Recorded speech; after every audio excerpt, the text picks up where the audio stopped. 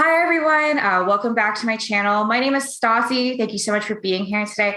I have the pleasure to be sitting at a round table with some amazing women. And what we're actually going to talk about today is what it's like to be a woman in the gaming industry. We have four amazing women, including myself, and I'm so excited to be able for them to hear their stories and for you to hear their stories as well. So I'm going to start off with the introductions. My name is Stassi. I've been playing The Sims since '03. I am a huge nerd.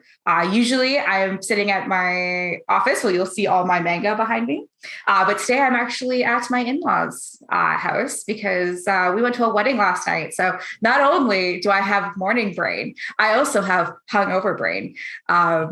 There was an open bar last night and I took well advantage of that open bar. So anyways, it's more than you needed to know about me. Faye, let's start us off. Hi, my name is Faye, and I have a YouTube channel called Faye Be Simmin, where we play the storyline-driven Sims 4 Let's Plays, as well as builds, because sometimes I think that I can build, and I like to do it myself. Sometimes it works out, sometimes it doesn't, but it's all out there for you guys. And let's see, what else? I have been playing The Sims since The Sims 2, so pretty much since middle school. So we have a lifelong love affair with one another. And it is an old married couple love affair. So, sometimes we get along real, real good and we play a lot. And then other times they make me upset and I put it down and come back, when the anger has subsided. So we are in the honeymoon phase right now. Oh. So everything is feeling new and fresh with us over there. So yeah. Oh my gosh, I totally get you. Especially anytime there's an update coming out, I'm like, oh my Lord, can we have a pack come out and an update not in the same day? Because all the mods break. Yes. You know what? I was really blessed this time because my only mod that I had to update was UI cheats. So I was sitting there like, yes. I love it. Eleesha, why don't you tell us, everyone, how long have you been playing The Sims and a little bit about yourself? So my name is Eleesha J, and I've been playing The Sims on and off in the last few years, but I kind of got obsessed around 2018 when I started to notice other YouTubers and Instagram influencers doing Sims activities. And I actually have a YouTube channel and 2 Instagram pages. So I have a YouTube channel called Eleesha J Sims. And then I also have which I do different story posts, storyline, let's play interactions. Then in my Instagram page, Eleesha J Sims, that's where I'm working on a project about my family history and about all the trauma they went through and the drama about that. And I actually asked Mira Ray permission to use 2 of her Sims for the storyline that I'm trying to do there. And then I also have another Instagram called fantasy_royal_family, where I do fantasy-based storylines in medieval time. I'm trying to think if there's anything else. My favorite color is green, and I'm obsessed. I'm married, and I'm pretty obsessed with this. I think that's it. I don't know.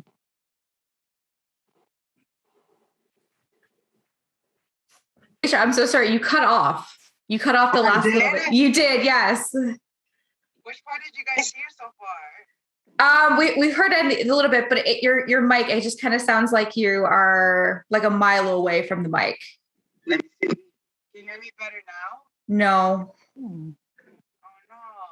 Oh no, yeah. Now I don't know. Now it's worse. Now it's worse. It's worse, yeah. Maybe it's just me. No, I hear it too. No, or I rather don't. Okay. Yeah, it's kind of choppy. I'll switch my mic, and you could. I guess the next person could go next while I fix this technical issues. Yes. You want me to start? Yeah. Yeah. Or do you want to wait? We can wait. Eleesha, do you want us to wait? No. Okay. Deb, last but not least. Hi, I'm Roving Pixels on Instagram. I played Sims 1 And then I put it down and I picked up Sims 4 in like 2019. So like early 2019. And then I got heavier into it during the pandemic. So I'm playing 100 Baby Challenge right now. So that's my main thing. And I don't really do anything else. I have a YouTube channel, but it's really neglected. I have maybe 8 videos. So, and that's actually where I started because I was watching a lot of Sims YouTubers. And so I started doing the channel, but then found Instagram and found it Sims Instagram. I had been Simstagram. I had been on Instagram for a long time, but yeah, and that's kind of been it's what I do. I love it. So what we're going to do now is we're all going to talk about kind of like our experiences, what it's like to be a woman in the gaming industry and just kind of the highs and lows that we have. So Faye, why don't you start us off? Okay. So I'm not just, a simmer, like I like video games, period. Mm-hmm. And for me, it's really started growing up. Most of, your cousins are kind of like your first friends. And so most of my cousins that were my age were boys. Mm-hmm. And so I always played video games with them. But there was always, kind of a thing. We played together and we played nicely, but because you're a girl, you're not, they were shocked. Like, oh, you don't want to play with dolls? I play with dolls too, but I also play video games. And oftentimes would be better at them in the video.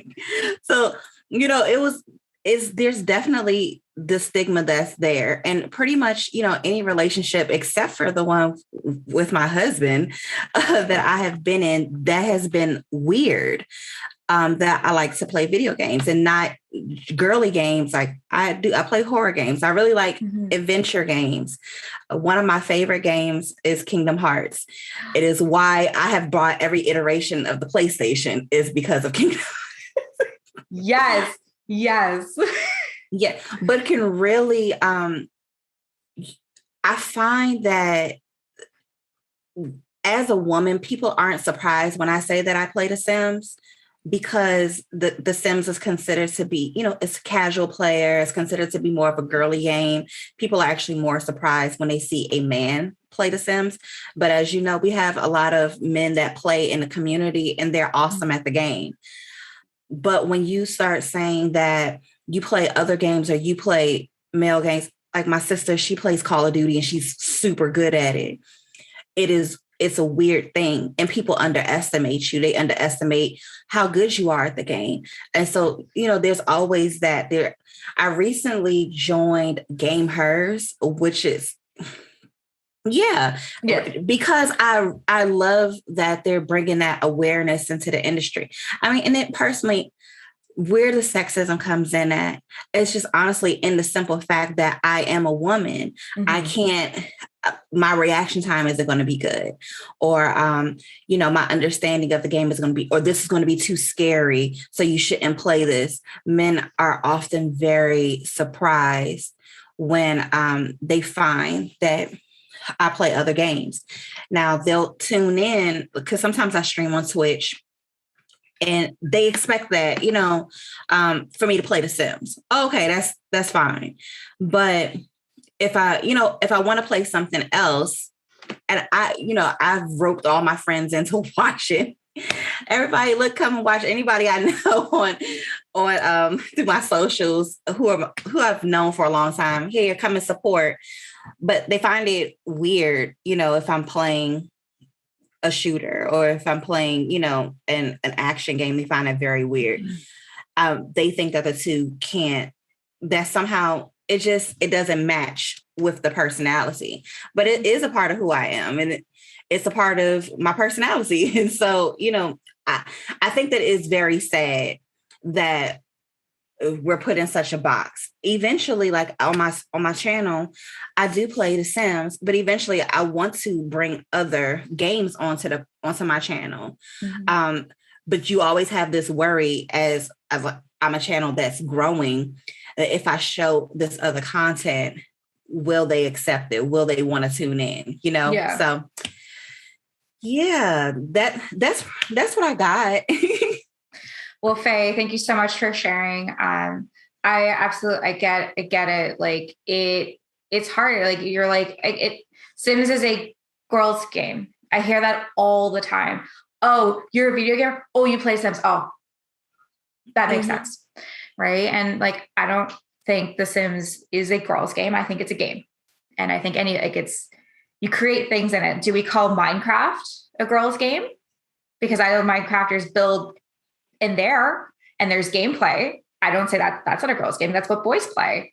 Because I've heard Sims is for girls, Minecraft's for boys. Mm-hmm. And that's the furthest thing from.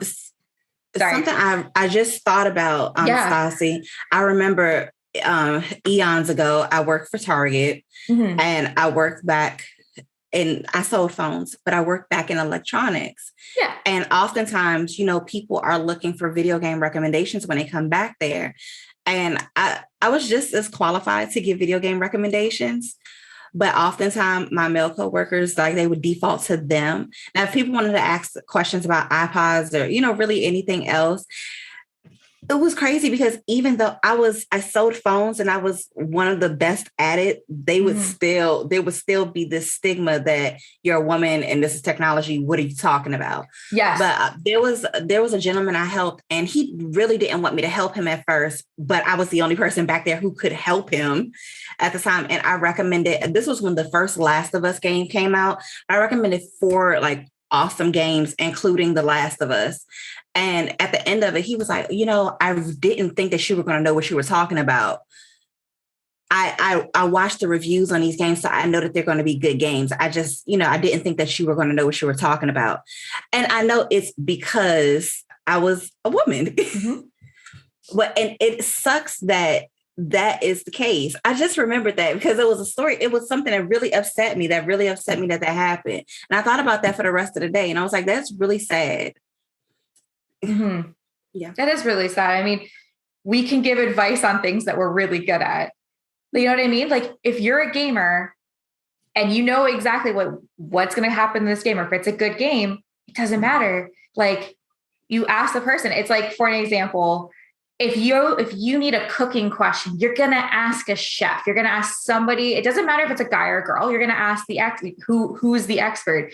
You don't go and ask someone who, like, I don't know, like maybe someone like who changes tires, who maybe won't know your chef question. They're maybe not the right person to ask. But if someone is like in a gamer and they're like, oh, I played this game. This is a really good game. You shouldn't be dismissed just because you're a girl. Or a woman. Yes, a girl or a woman. Absolutely. Well, anyways, Faye, thank you so much for sharing that. Eleesha, it's your turn. So when Faye was talking about the male perspective, it kind of reminds me of like a conversation me and my husband was having about how us and like how there's female play and then there's male play. And I feel like if we were to have a child, like I wouldn't mind if like my sons, if they were to play like a female game where there is like dolls or something like that. But to him, it was kind of like, no, like I think that it leads to different directions which I'm like, well, no, like, and it's the same thing as the gaming industry. Like when I was a kid, I remember that I wanted to play like a basketball game, I think at that point it was PlayStation 1 or PlayStation 2. I don't know. But when I was a kid, like I wanted to play the skateboarding games. And then my cousin would be like, no, that's a boy game. That's not a girl game. And it was kind of like, well, you're being sexist towards me. I mean, at that time I wasn't thinking about something like that, but then I was questioning like, well, why can't I play? Because I used to like a lot of like the boy stuff. Like I always wanted to play the little race car thing that goes around and spins around and then goes to the other side. Like I always wanted to play that, but all my parents ever gave me was dolls.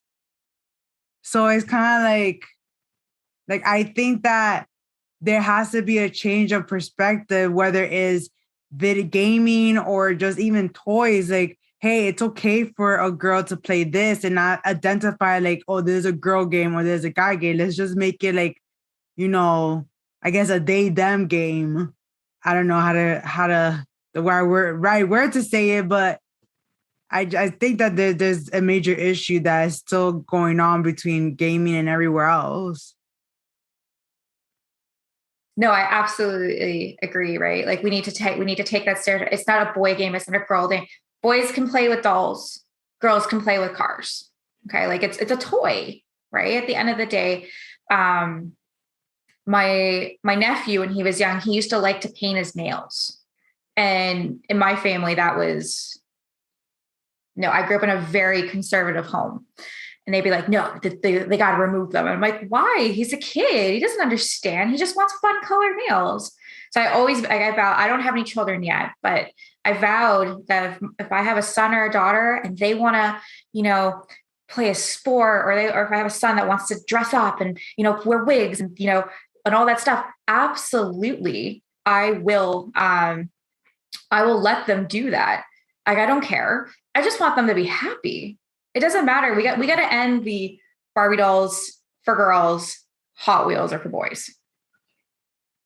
Definitely. And it's interesting because when there was an article that I read where like they're saying that there was a father that actually let his son to play with dolls, and like they were judging the dad for like letting his son play with dolls, and they were saying like how like and letting a boy like play with other things other than that boy toys, or like making that identification, like it helps a boy to grow up into a man that could be more empathetic towards women, Mm-hmm. right? Because you can't, when you categorize things, then they start using the word, oh, female is the weaker sex, or like females are like dumb, or like, I don't know if you guys remember watching this commercial. I think it was a Dove commercial where like they asked boys and girls, oh, how do you run like a girl? Yes. Mm-hmm. And then the boy was like going, like running, like what he had seen, identify as a girl, but then the girl ran like a regular way, like how everybody runs. Mm-hmm. So it's kind of like, I think in that dad to have his son like play with dolls is like just building like an emotional intelligence and respecting women, and to have an understanding and empathetic towards women or girls. Yeah. Yes. No, absolutely. Well, Eleesha, thank you so much for sharing. Deb, what's your experience been like in the gaming industry? So I'll go old school. When I was in high school, I wanted to play D&D, and the only group that I knew in high school who was playing D&D was all guys, and I was not allowed to join. And now I play every Friday night with a group of friends. So nah. But I do think it's just inherent. It feels in the industry that there's a divide.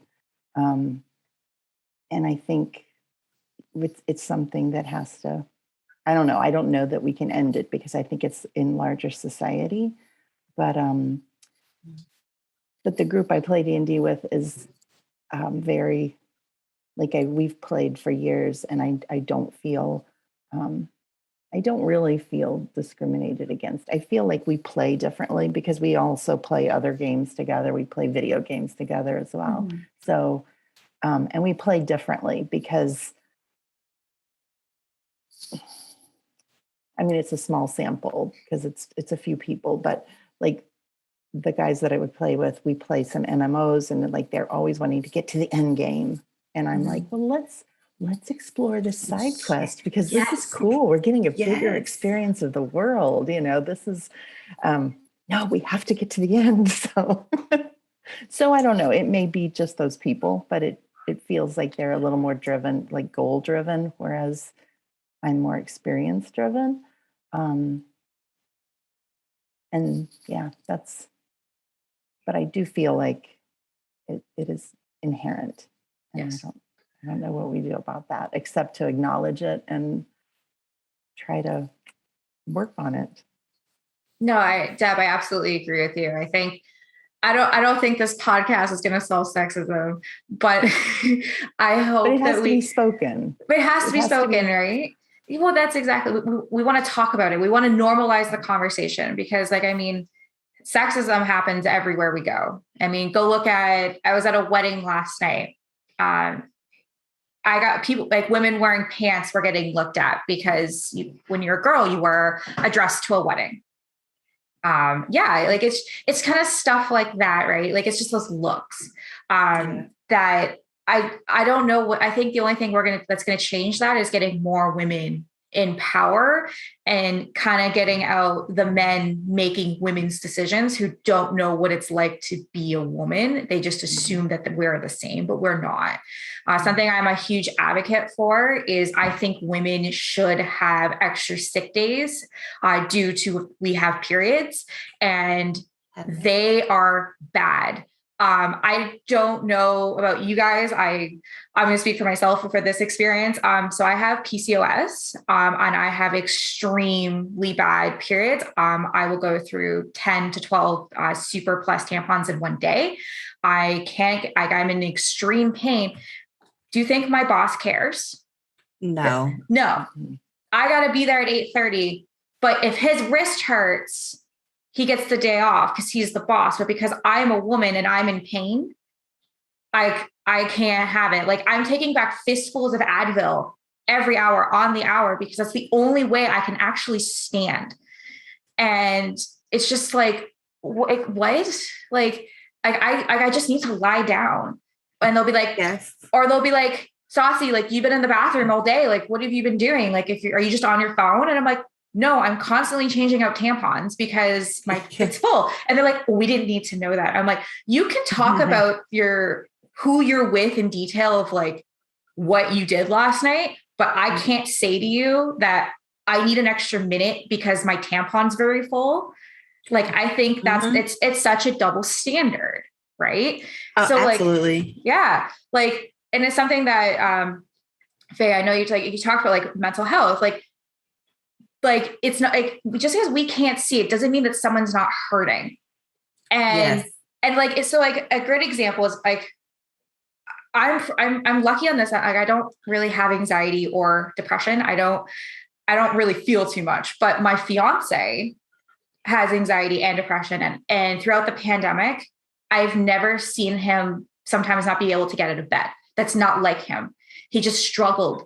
And I felt so helpless because I'm not a licensed psychiatrist. I'm a marketing person that has a pastry degree. I don't know what I need to say to make you feel better. And it's hard because I want to help him. But what he always would say to me, he's like, Stassi, like, when your arm hurts and you break your arm, what do you do? I'm like, oh, you go to the hospital because your arm's broken. He's like, my brain is broken today. So what do I do? I'm like, you need to go to talk to somebody. You need to take that action. And he's like, you know that? Try telling a boss that. They'll be like, oh, it's Absolutely. not that bad. It's not that bad. Like, and I think that's where it just irritates me, even across the board. Like for even women being like, I'm having like a bad day. And they're like, oh, well, that sucks, but you have a meeting in 5 minutes. So like you should go. But my boss, if he's having a bad day, he'll be like, oh, Stassi, I just can't, can you go to this meeting for me and write some notes? I just can't do it right now. And anytime I say something, they're like, I pay you to work. So I think we need to end why are you not grateful for your job stigma? Like, and that irritates me to no end. Like, sorry, yes, Faye. No, because when you said that, it really was taking me back. Back to my last job. My store manager. So, I was a merchandising manager, but then I'd gotten into doing operations. So I did customer service. And that was I love customers, but it was a nightmare. And my boss, he was a man. He could understand the anxiety, but only to a degree. And it was only because he had an anxiety problem in his past. And so he could empathize with what I was going through. Before it was all over with, like I was taking Prozac before it was all over with. It was that bad. And, you know, but my problem was I had just internalized so much because as women, you know, we already go into our workplaces, you know, wherever we go with this disadvantage because we were born a woman. And I always think to myself, like, how much of our society's potential are you stifling by putting women into this box?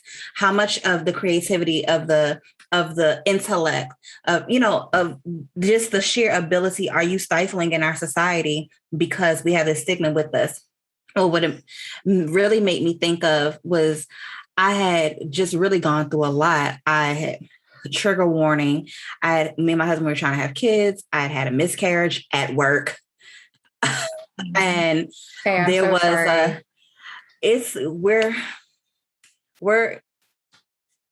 we still think about it sometimes, but our therapy helped. Let me just say that therapy helped. And the thing is, I went home for maybe a couple of days. Yeah. But there was, you know, when I came back, I still had that with me and I was still expected to work at full capacity and nobody could understand. And then, so you take those things and you bury them.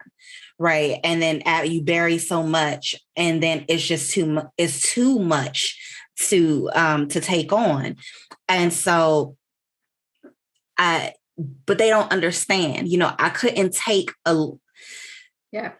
long leave for that. But when my mind was just, I understand like how your husband feels, like, because there would be times I would be up I would maybe sleep 8 hours in a week. When it's worse with the insomnia and I was taking sleeping pills, you know, to get the sleep.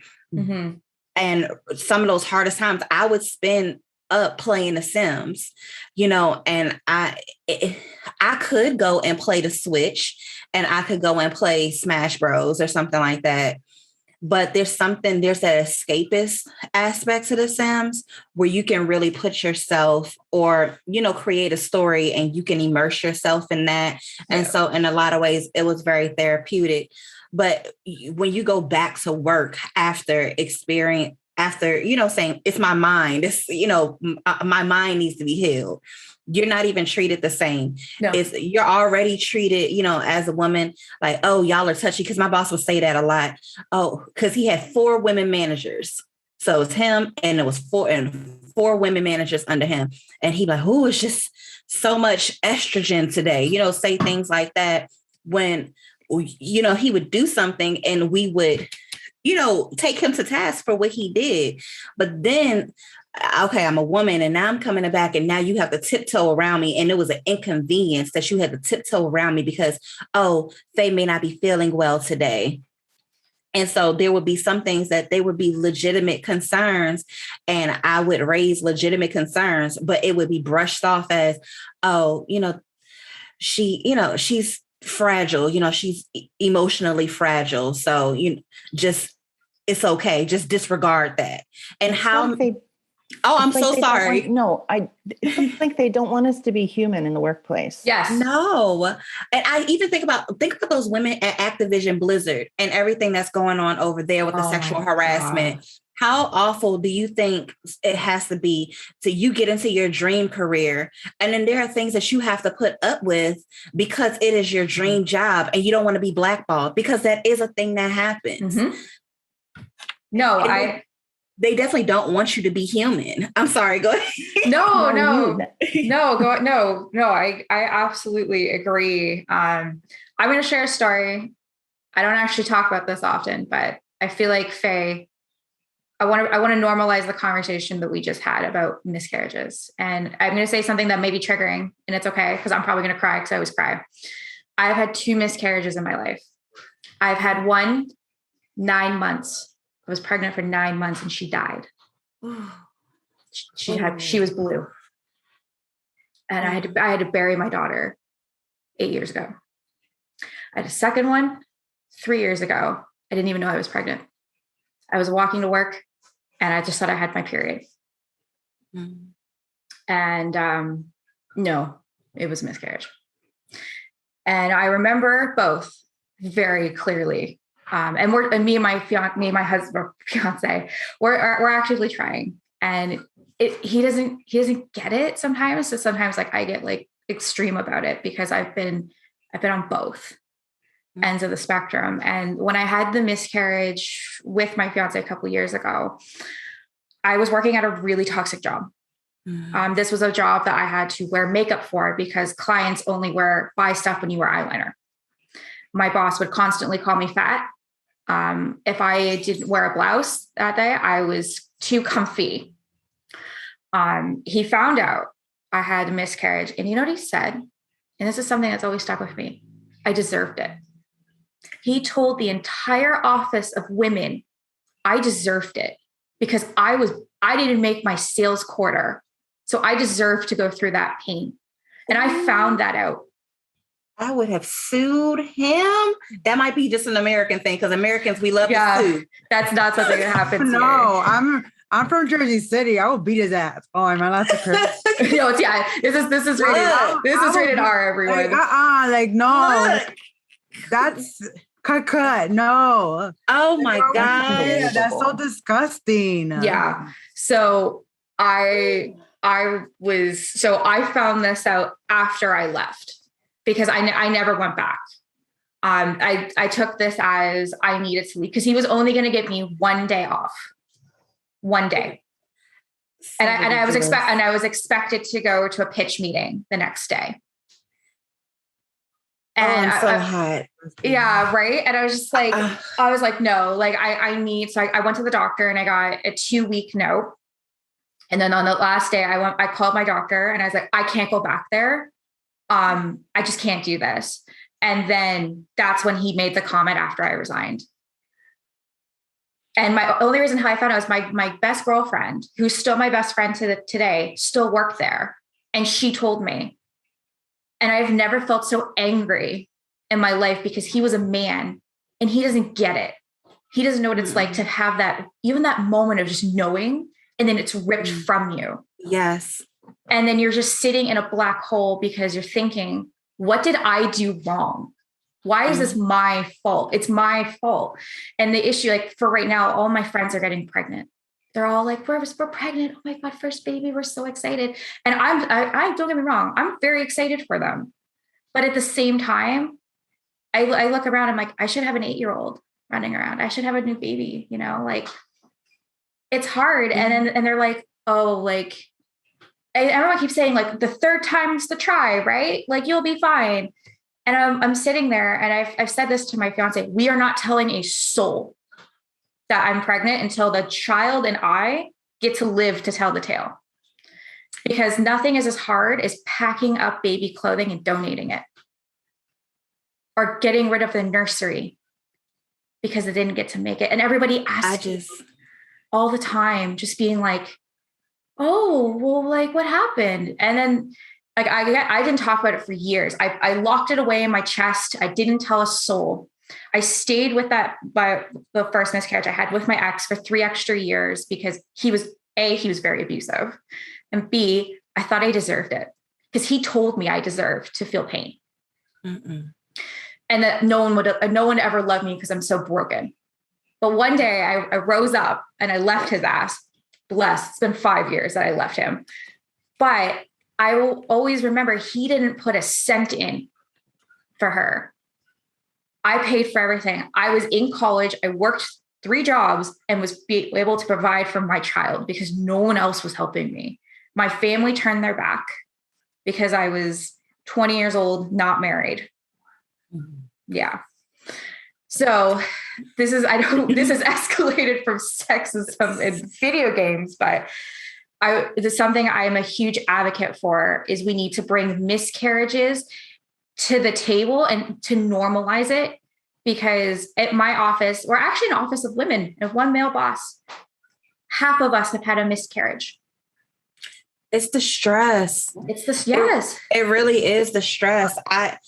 I honestly and truly, like the one that I talked about, it wasn't the first one, and I've had two of them, and both of them I didn't know until it was happening, and it is like, and one of them, it was the week of Mother's Day. It was like, it is that one right there. That one, like, still, it's that one was the hard, like they're both hard pills to swallow. But I think about, like, I replay what I was doing that week, because you go there and you go to work and you push yourself, because I have to prove myself. I have to prove myself because they count me out, because I'm a woman. And then add to that a woman of color. So I have to be, perfect. And I think about that, what I could have done differently. I think about all the boxes I was moving around, that week. I think about those things and their regrets, and so it really helps me. It really has me to sympathize, just like with women everywhere. Like, we really are just out here trying to, just be our best selves, and trying to navigate these workplaces and having to deal with so much. Like, I don't want to go to work and think about if someone is going to be sexualizing my body. I just want to work. I don't want to go to work and I work twice as hard as my male counterparts, but they're getting more money than me. They're getting the accolades. They're getting the credit for my work. I don't want to do these things. And then if I break down from all of the pressure that I put on myself, plus what has been inflicted on me in my workplace, and then we have these benefits, America talking about health benefits and things like that is a very touchy subject. As the world has found out, it's trash here. It's absolute trash. I mean, it's not a secret anymore. The world knows now. But when you start thinking about that, then you're made to feel bad if you want to take maternity leave, if you want to take the mental health leave, if you want to report or require that you are treated better in the spaces that you occupy, then it becomes a problem. And I absolutely agree with you that it should be something that is normalized. And then women we have to ally with each other, because there have been, workplaces and places where I've been in, where the women, they are just as bad as the male counterparts there, because they're doing what they have to do to survive. And I get it, but what more can we get accomplished? We outnumber men, like, period. 2050 it's going to get worse, where we're going to outnumber. It's going to be more women than men by 2050.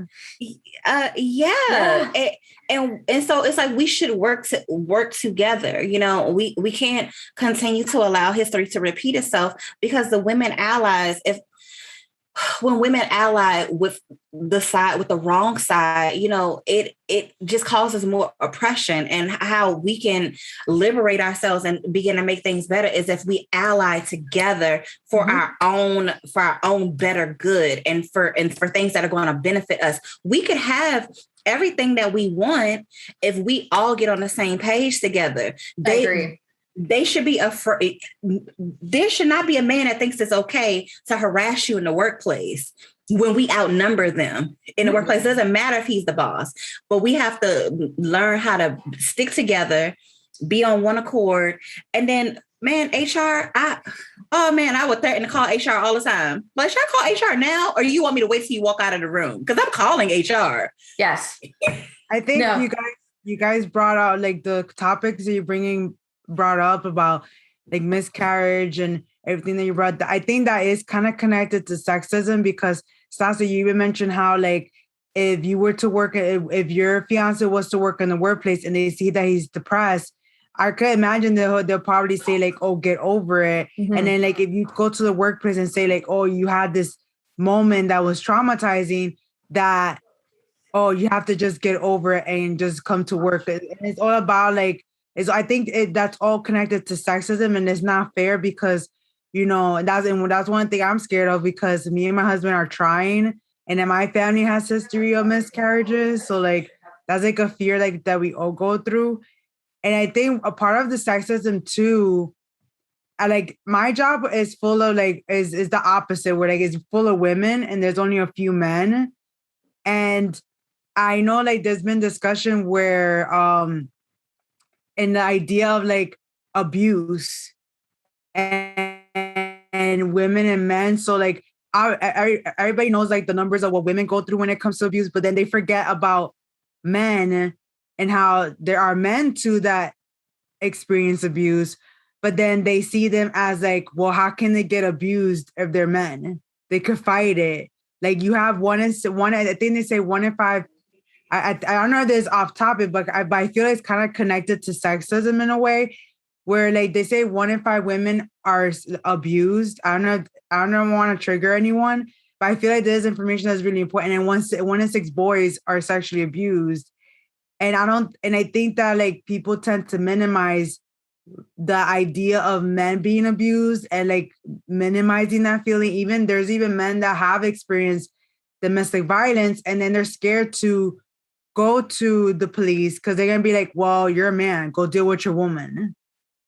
It is what it is. No, I absolutely agree. I was just having this conversation with my mother-in-law, and I was like, you're at a party and you get sexually harassed. Do you go to the police? Yeah, you would, right? Most times they're going to say, oh, well, were you wearing something? Were you acting this way? Now, if it was a man, they would say, oh, well, you still got sex though, right? Like, isn't that the whole point? And like something that Eleesha said, so I had an eating disorder growing up. It was so severe that I was put into rehab before I was 18 because I wanted to be a professional dancer. And I don't have a Kendall Jenner body where I'm like this. I'm very curvy. I've always been very curvy. And I was told to starve myself into drugs to make sure I could stay thin so I could still perform. I was in a company. There was 20 of us. All of us had eating disorders. And all the men had eating disorders. And men eating disorders are not really talked about a lot. And it's something that we need to talk about because to me, feminism, it's not that women are on top. It's just we're all treated equal. And like this is not a we hate men podcast. This is we just want everyone to be treated the same. And right now the men are being treated better than us. And we just want to get to here. We just want to go up a little. If a man is suffering from depression, we should treat it the same as a woman is suffering from depression or a man having an eating disorder, girl having an eating disorder. We are the same. One of us has a V and the other one has a P, right? And it doesn't make us any different. But that being said, the men have had power for so long, they don't know what it's like not to have it. And now that we're in the workplace and we want it, and they're like, no, we've had this forever. Something that I know it's happening in the States a lot is Roe versus Wade. So here we just had an election like a couple of months ago, and my two coworkers, they're girls. I'm going to say this nicely. They're marrying wealthy people. So they don't really have to worry about paychecks and they don't really need to worry about rights. I screamed at them almost every day. I'm like, listen, you need to go and vote. Not only do you need to go and vote, but you need to be educated. What is happening in the States may happen here. And I know if you don't like abortion, that's fine. But women should be able to have safe abortions if need be. No matter where we stand, there is still rape and incest. I just can't believe they had to put incest in there. I didn't even think of that. But that can't happen here because this is a Supreme Court case that we use as precedent here. And I understand they're like, yes, we use that in Canada. We use Roe versus Wade as precedent. So if that gets overturned in the States, it's going to happen. We're going to feel the ripple effects here. And we can't let that happen because we need to make sure that women have the ability to have that. And they voted.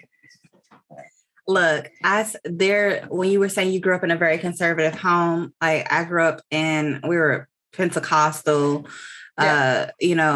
my great grandfather was a preacher. Yeah. And then even I myself, like I am I work in ministry myself, but here's my thought on it. And this is what I always tell people, and they think that it's weird. Yeah. I consider myself to be pro-choice. Yeah. And love God, pro-choice.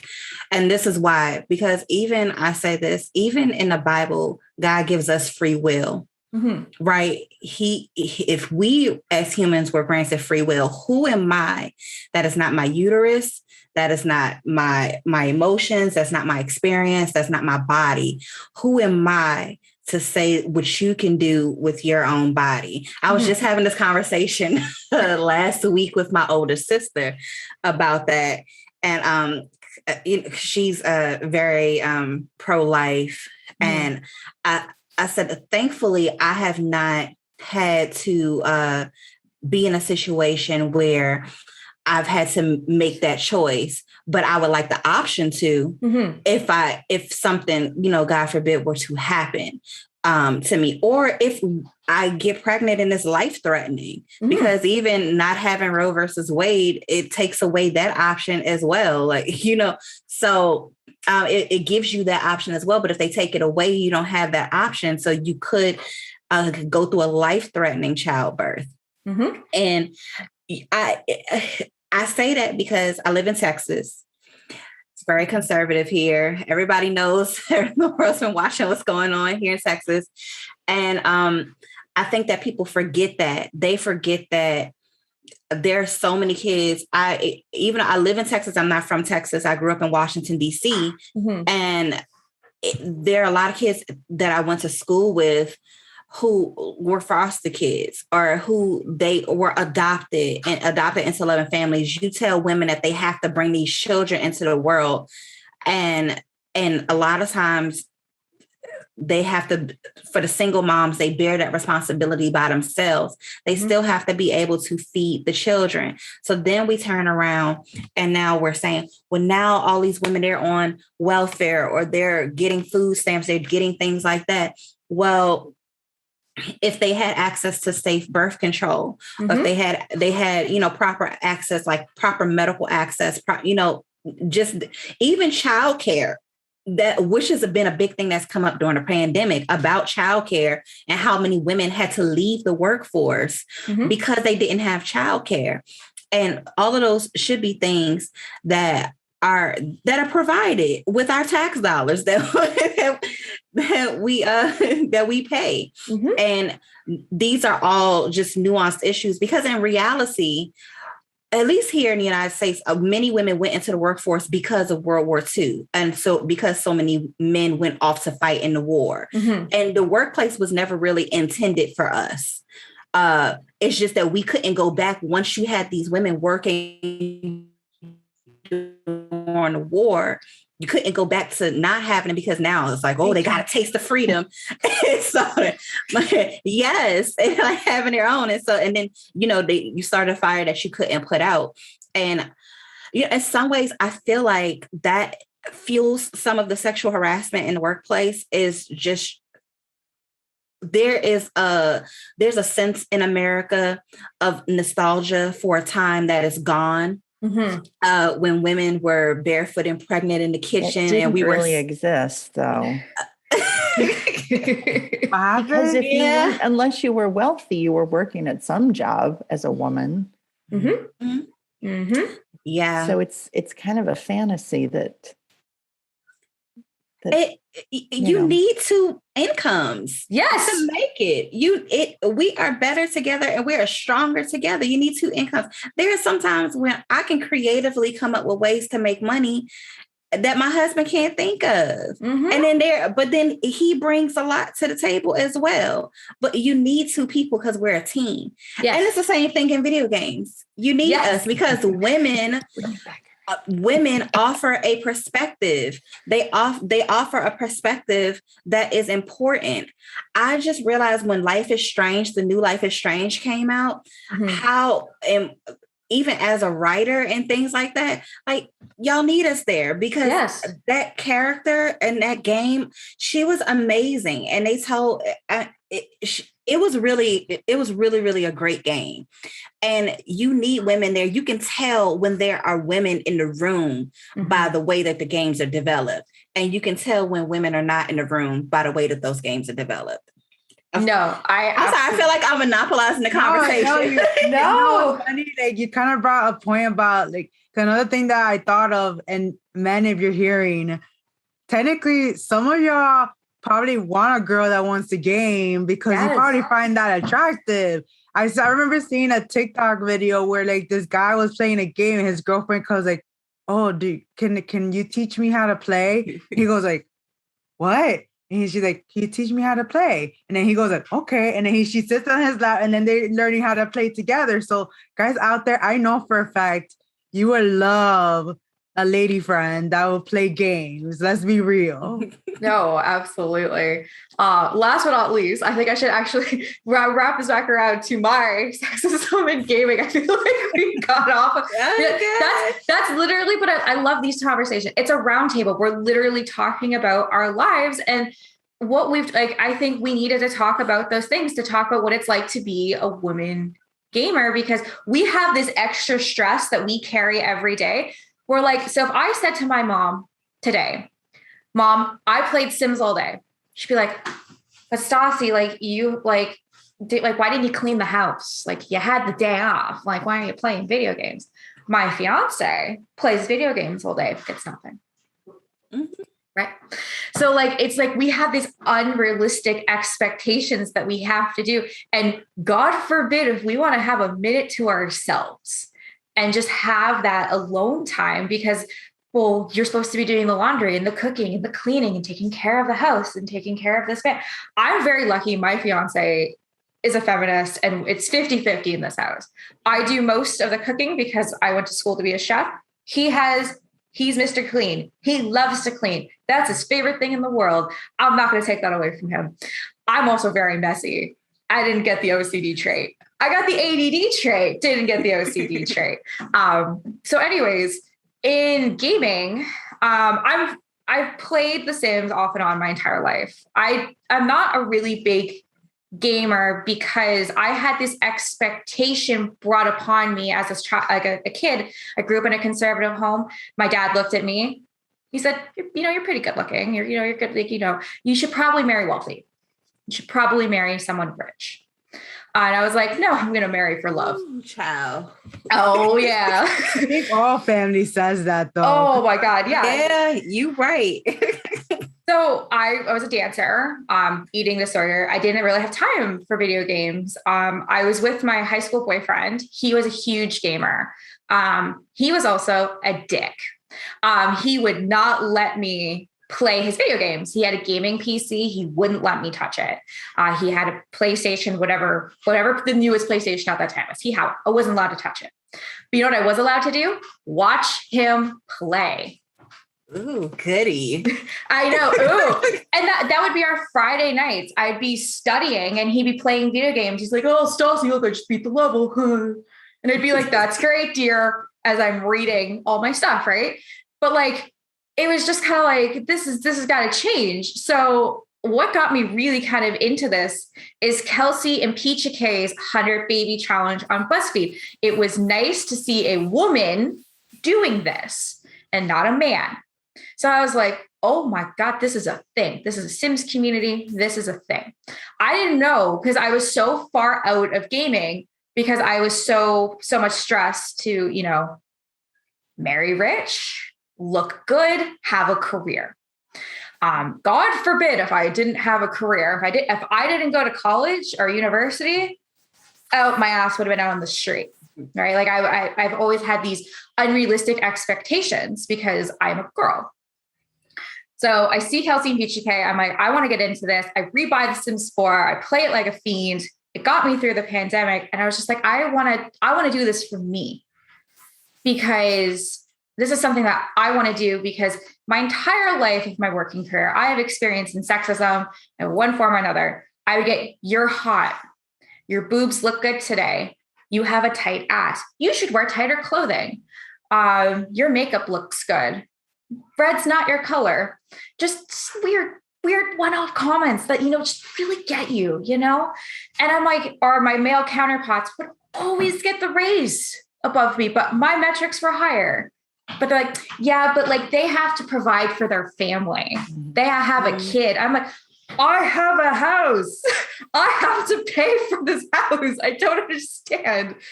And something that Faye, you touched on, you need 2 salaries to pay for anything. Like, I don't know what it's like to have a house in the States, but houses here, you're looking at $800,000 to $900,000 for a fixer-upper. That's what they start at. Are you in Toronto or are you in Quebec? Are you at Ottawa? Yeah. Okay. So I'm 2.5 hours outside of Toronto. Oh, yeah. Okay. So the issue is people who have Toronto salaries now move out everywhere, which is now increasing our housing market, and now which is increasing the housing market all over the world. Because we just learned the last 19 months, you don't actually have to go to work every day. You can work from home. So all these provinces are having everybody from Toronto or Quebec or BC move everywhere where housing is cheaper. I live in a 3-bedroom semi-detached, and a house across the way from me looks the exact same. Mine's just a little bit bigger, just sold for $785,000. Ooh. Oh, yeah. Ooh. I mean, that mortgage would be $4,500 a month. Who makes that money?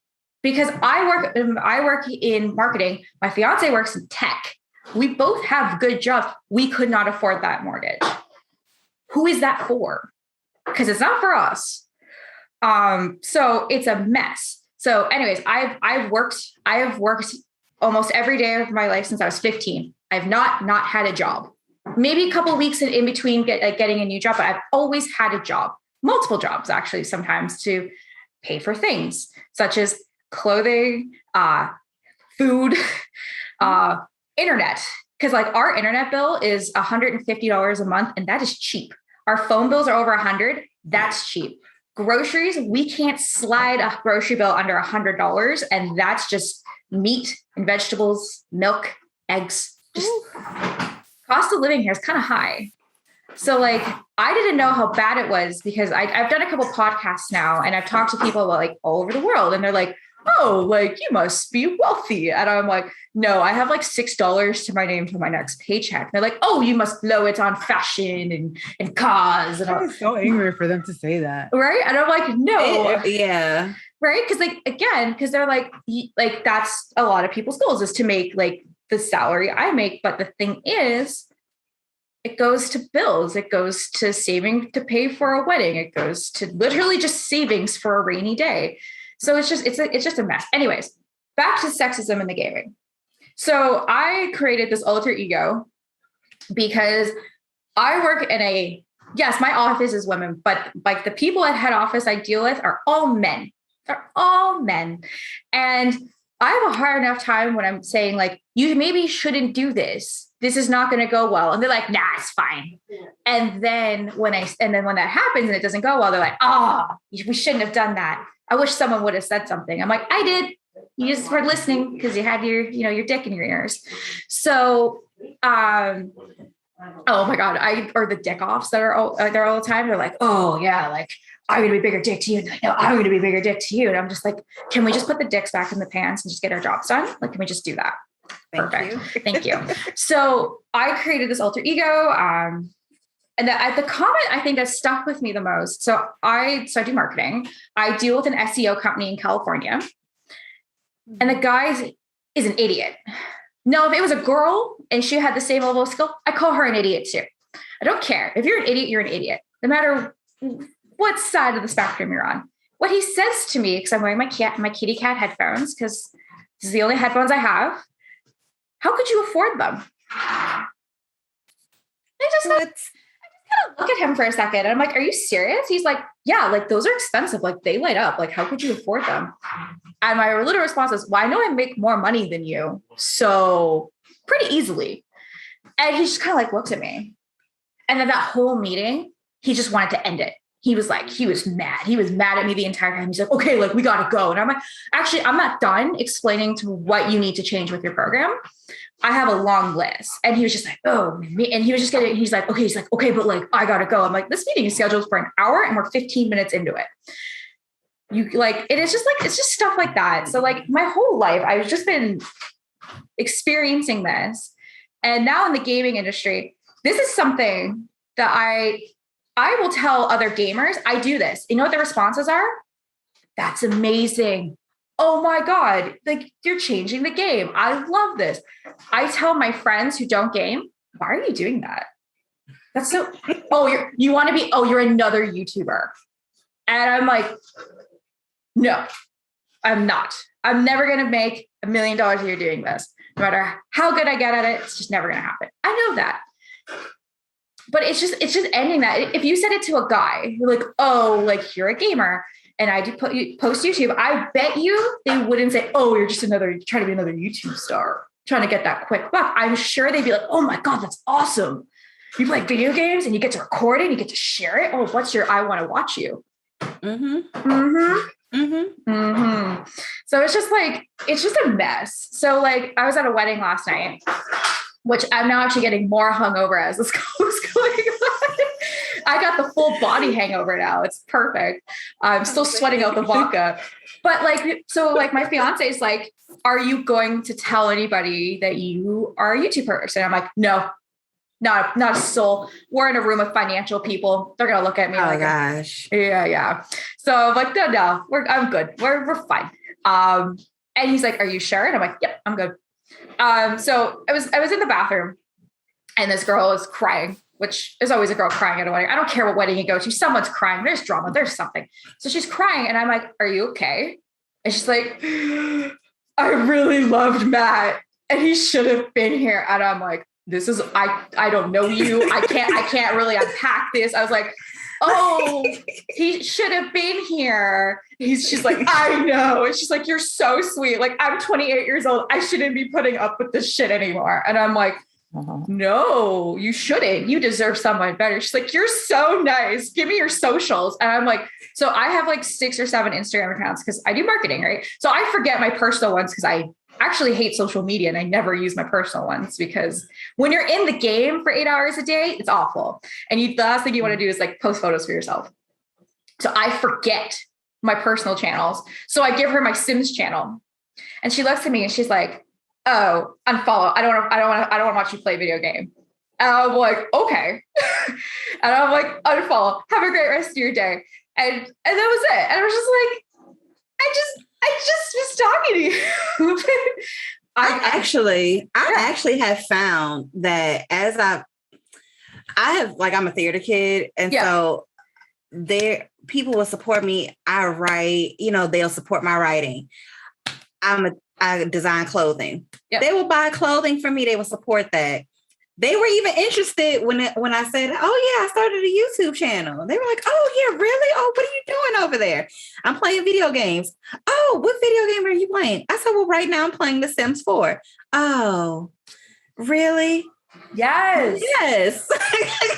I was like, it's strange because it's a huge property, isn't it? Yes. So it is one of EA's largest. Each other. I'm coming to now. My friends, when I stream on Twitch, the only reason I haven't been streaming lately is I really need to upgrade my RAM because my computer it's huff and puff when I'm trying to stream and play the game at the same time. Yes, but my close friends that come to support on the stream, we have a good time on the stream because the gameplay is chaotic because that's how I like to play it. But there is a disappointment that is there when I've even had people on my Facebook, because on my personal Facebook for a minute, I was, trying to advertise my channel to the people who know me. They're like, why? My brother said, why is there so much Sims? So let's see. This is one of my younger brothers. He didn't really get it. He's like, why? I was wondering why there was so much Sim stuff going on. And I was like, it's not any weird than you posting your mixtapes. It's not any more weird than you posting your mixtapes. It's something creative that we're doing. But that is weird because The Sims is seen as more of a casual gamer, girly type of game. They don't think that anybody is seriously playing it. Yeah. Yeah. Anyways, I feel like we should wrap this up in a pretty little bow. And if you ladies want to come back again and talk about, I had a lot of fun with this. I was a little nervous because I'm a socialist, liberal feminist. So I have very far right views here. So I was concerned that I wasn't sure. I'm like, I hope everybody's cool. Because like, I didn't think we were going to talk about miscarriages, Roe versus Wade. But I feel like as a woman, that conversation kind of naturally is starting to come up more these days. And I want to make sure we can have those conversations. And especially I hope one day we can have men in the room when we have those conversations, because I think it's time for women to be in power. And more women to be in power, and not the queen.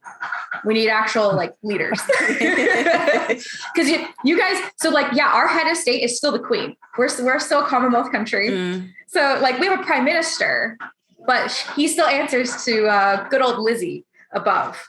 Oh, I didn't know that. Yeah, no, we're still Commonwealth. So yeah, you know what? She's going to outlive Charles at this point. She probably is. Oh, 100%. She's going to live. She's going to lives to 130. Just didn't want Charles to get the throne. Anyways, I'd like to go around, and I just want everyone to just give one piece of advice to the girls and women listening out there that are now walking into this society, and giving one piece of advice to them. So Deb, why don't you go first? Do what you love. And yeah. Yes. Do what you love. Faye. Embrace your quirkiness. Yes. Eleesha. I guess find someone that will support you no matter what. These are all fantastic advice. I'm just going to give the advice that I tell everybody. Just do it. Just do it and ask questions later. Don't ask for permission. Just do it. And just if you feel like just do it. If you're getting second questioned or anything, just do it. As long as it makes you happy, do everything you want for you. Don't do it for somebody else. Do it for you. So thank you ladies so much. I just want to go around one more time and just let everybody know where we can find your socials and everything in your YouTube channels. So Deb, because you're at the bottom of my screen, you get to go first. Okay. Right now I'm just Roving Pixels on Instagram. So that's the best place to look. Perfect. Faye. So you can find me in a couple of places. I'm on Instagram at Faye B. Simon YT. I'm also on YouTube at Faye B. Simon. And you can follow me over on Twitch forget Twitch. Because I have highlights. It's linked in my social. So if you want to check me out over there, you can. But yeah, Instagram and YouTube. Eleesha, your turn. You can find, I have 2 Instagram and a YouTube. I have a YouTube channel called Eleesha J Sims. Then Instagram, Eleesha J Sims, but Eleesha spelled Eleesha, because sometimes they spell it Lish. And then I also have another one called the Fantasy Royal Family Instagram page. Is fantasy_royal_family. My name is Stassi. It's Stassi J Sims 4 on Instagram. I think it's Stassi J for YouTube. I have a Twitter, but I don't use it because Twitter is such a negative platform. I only took it just in case I ever got big one day that no one would ever steal my name. I also create the Rose Chronicles. I release chapters there every week. Please go check it out. So everybody's links to everybody's social is going to be below in the YouTube video and as well for the podcast. So I want to take a quick moment. I want to thank every single woman at this roundtable. Thank you so much for coming here today. And thank you so much for sharing your stories and letting your stories be heard. And I hope women listening to this, or men, doesn't matter, listen to this podcast and kind of know what it feels like to be a woman in the gaming industry. So thank you, ladies, so much for doing this today. You're welcome. No, thanks for having me. Yes, no, of course. And if you want, I do roundtables like once a month. I haven't figured out what the next topic was going to be. But please come if you'd like, and we can always just shoot the shit because you ladies are amazing. Awesome. Cool. Yes. Well, anyways, everyone have a great rest of your day. Okay. Thank you. Hey, you too. Thank you. You're welcome.